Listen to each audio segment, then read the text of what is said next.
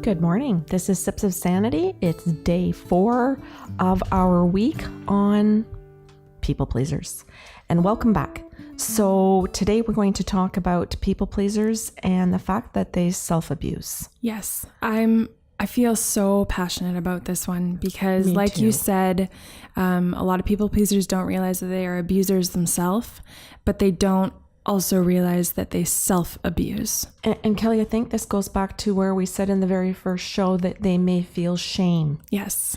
And it's one of the reasons we actually feel shame when we get caught that we're a people pleaser, because ultimately it means that we're not meeting our own needs and that we are abusing ourselves, and we feel shame. Our soul feels that. And I love that you said in that first episode to go back, sit in the shame, but only for a couple seconds. And then maybe skip to episode 2 and understand where it's coming from, the people-pleasing behaviors. But today we're going to talk about the different ways that people typically self-abuse when they're people pleasers. Yeah. And I want to point out too, Kel, that I think that when we feel the shame, we're in our ego. And when we feel compassion that we've self-abused and that we got raised to people please for a variety of reasons, we're sitting in our soul. Yeah, and then we can brainstorm, we can think of tools, we can go access the creative parts of our brain so that we can come outside of it and have a better toolbox, have a better life. Right. And then we want to, as soon as we sit in the soul, I find it fun because when you sit in the soul space over that kind of an issue, all of a sudden you're more geared up to wanting to collaborate with other people. Yeah. It's more likely that you'll listen to a podcast or you will actually book an appointment to do something about it. If we sit in the ego and it beats us up, that's the sabotage that comes in, the saboteur, to be able to say, yeah, don't take care of yourself. No, just go back out and people please a little more. Stay in your pattern, which is nasty. Oh God, yeah. And that's the unhealthy part of an ego. We want to teach people and help them learn that the ego can have a healthy aspect of itself. And that's the aspect that the soul says, come to mama. Come home. Yeah, come home. Come into me. Be embraced by your own being. And I think this is really what people are looking for when they say, I want peace.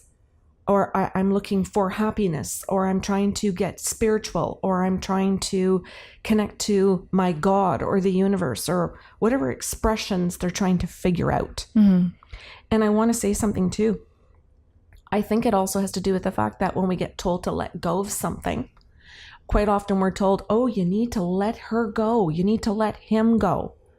What we actually need to let go of is the pattern. Bingo. And that's very confusing if you don't understand that it's a pattern that needs to be let go of, because we just think we have to let go of the relationship or we have to let go of ourselves even further.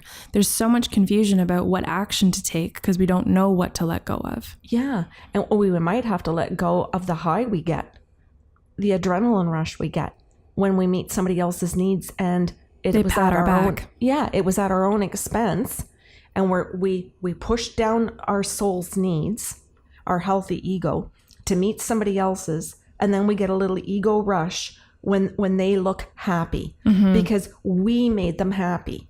But that's feeding your ego again. And it feeds into the belief of scarcity. I like right? that. Okay, I did that once, not quite sure how to replicate it. Yes. Or if I'm not creative, I might do the same thing over and over again, hoping that they continue to be happy. But eventually they stop patting you on the back. Eventually they stop giving you the credit that you've been seeking. And that's where the high becomes the low. Right. And then you have to chase it harder and harder. And your people pleasing has to keep amping up in direct correlation to the narcissist behavior of withholding from you.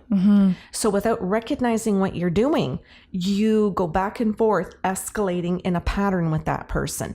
And you might think, and I refer to the days of a divorce, or ending the relationship, you don't see your part in it.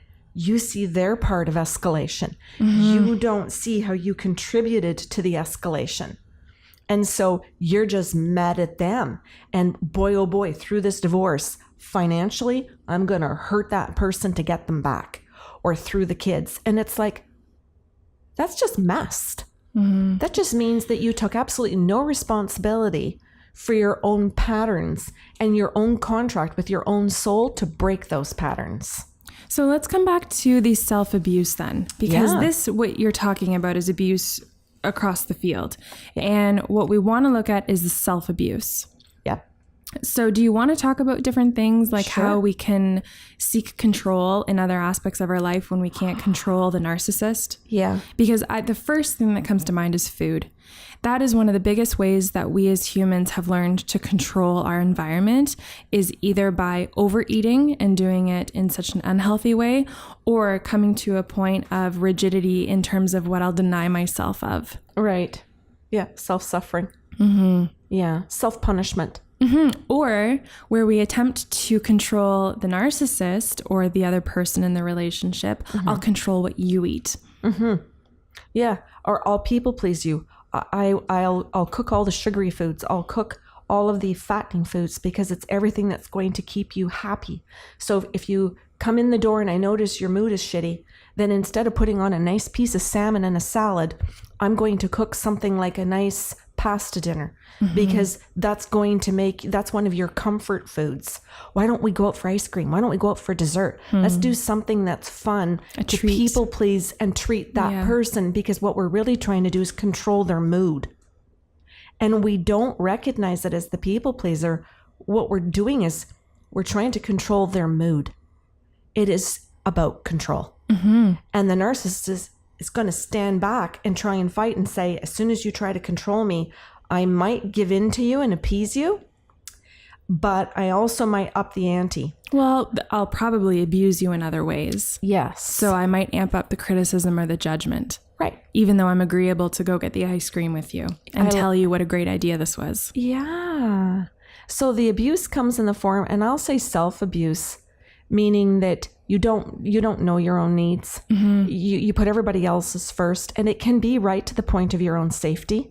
It can be right to the point where somebody can be abusing you sexually. You can be dating and not really want to be touched or whatever it is, and somebody is you're allowing your partner more intimacy, or you may be on the second or third date and be such a people pleaser that you engage in any type of sex at all that crosses all of your boundaries, and not even know perhaps what your boundaries are sexually or what your boundaries might be in intimacy. And I say sex and intimacy in two different ways. Oh, yeah. And a lot of people might go, is there a difference? Well, if you don't know, you better get into therapy. You better get into a book if you don't know the difference. Because that's going to be an indication right there that you are self-abusing if you don't know the difference. And that would probably speak to the way something happened to you earlier in your life that you don't know anymore. Proper touch. Yes. That was so important to me in raising you and Andrew.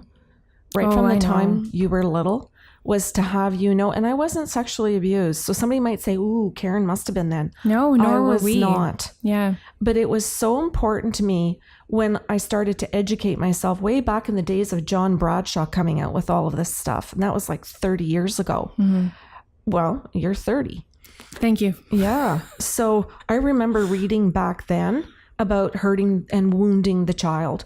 And I just remembered looking at you and Andrew and thinking, there's no freaking way on earth I am going to try or intentionally try to hurt or wound your inner child. I know I did it anyway because I didn't have all of the right tools, but I've spent 30 years trying to figure them out every single day. Yeah, and I've watched you too in some of your people-pleasing patterns, self-abuse, when you went back to think that we were wounded. Oh, yeah. We've had many conversations as adults now where you have gone back into some of those shame moments where you reflected on thinking about hurting the inner child in us. And we've had to sit there and say, these are the steps you've taken to come out of it. Yeah. This is the way that you've rectified it. These are the apologies that you have made and why it's okay now. Yeah. One of the things that we lose, the self-abuse, is that we give away time to the people-pleasing addiction. We give it time. We give it the time of our relationships that could have been different and healthy. We give it time because we rush through things. We may prioritize to people please others instead of taking the time that we need in our life for our relationship with ourselves and the relationships that we truly do want to have in our life. Mm-hmm. We feed the beast. I'll call it the people pleaser beast. And I think that's one of the worst things that we give to it is our time. Mm-hmm. And when people pleasers so willingly give it, we have to become aware of what we're doing, because I think then truly we'll stop. Okay. If you have questions or comments about today's show, you can email us at info@bysarlo.com. Otherwise, have a wonderful Thursday.